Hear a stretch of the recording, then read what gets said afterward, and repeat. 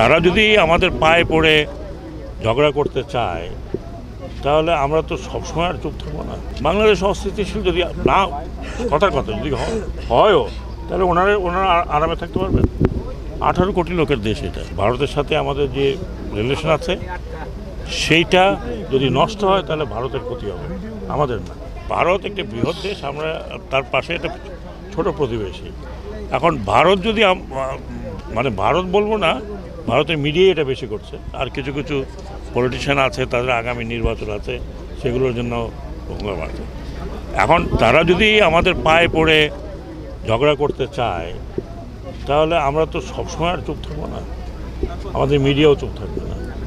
এটা কি খুব ভালো লক্ষণ? ভালো লক্ষণ। প্রতিবেশী দেশের সাথে সম্পর্ক ভালো হওয়া উচিত। এখন ওনারা একজনকে পছন্দ করেন, সেই জন্য ওনার জন্য এখানে অস্থিতিশীল করতে হবে।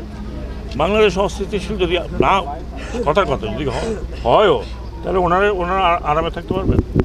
18 কোটি লোকের দেশ এটা। তো কাজেই আমি মনে করি না যে ভারতের সরকার এ ধরনের কোনো এগুলো মিডিয়া আছে, কিছু পলিটিক্যাল পার্টি আছে যারা ইলেকশন করবে, তারা মনে করে এগুলো করে তারা ভোট পাবে, হয়তো তাদের ব্যাপার।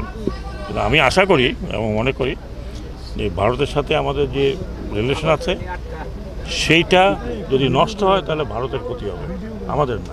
রিগেল এম্পোরিয়াম হানিবার্ড অফারে জিতে নিতে পারেন ইন্দোনেশিয়ার বালিতে স্বপ্নের হানিমুন। এই গার্মেন্টস বন্ধ করার পিছনে বড় ধরনের ষড়যন্ত্র আছে। হ্যাঁ, এটা শুধু শ্রমিককে দোষ দিলে হবে না।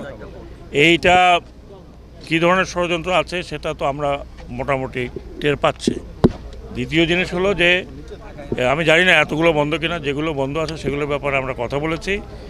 যে সমস্ত গার্মেন্টসে প্রচুর ঋণ নেওয়া আছে ব্যাংকের থেকে, গার্মেন্টস হয়ে গেছে, অন্য কিছু হয়ে গেছে, এবং মালিক হয় নাই অথবা পলাতক অথবা কোথাও গেছে, এগুলোর ব্যাপারে আমরা আগামী সপ্তাহের মধ্যে একটা নির্দেশনা পাবেন যে আমরা কি করতে যাচ্ছি। নদী দূষণ, এটাই কথাটা আমি বললাম যে আমাদের পরিবেশ মন্ত্রণালয়কে আমি নিজে যদি পারি ডেকে নিয়ে আসবো অথবা ওনাদেরকে বলবো যে নদী দূষণ সম্বন্ধে ওনারা পরিবেশের যে মন্ত্রণালয় এবং পরিবেশবাদীরা করতে চায়, যা করবেন সেটাতে আমরা সহযোগিতা করব।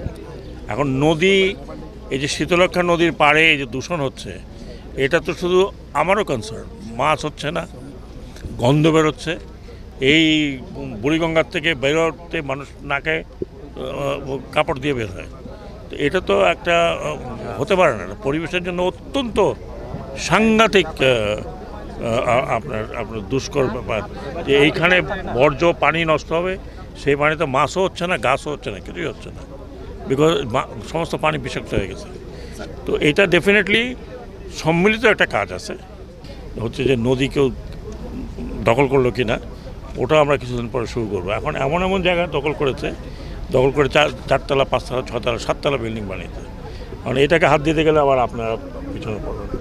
মুশকিল তো এইখানে যে আমরা আমাদের ন্যায্য কাজগুলো করতে গেলেও অনেক সময় বাধা আসে। সেই বাধাগুলো পাবলিকের থেকে আসে, আবার আপনারা সেটা পাবলিকের সাথে তুলে ধরেন, তখন আমাদের অসুবিধা হয়। যেটা জেনুইন, সাংবাদিক হিসাবে যেটা জেনুইন করবেন আমি সেটি যাব।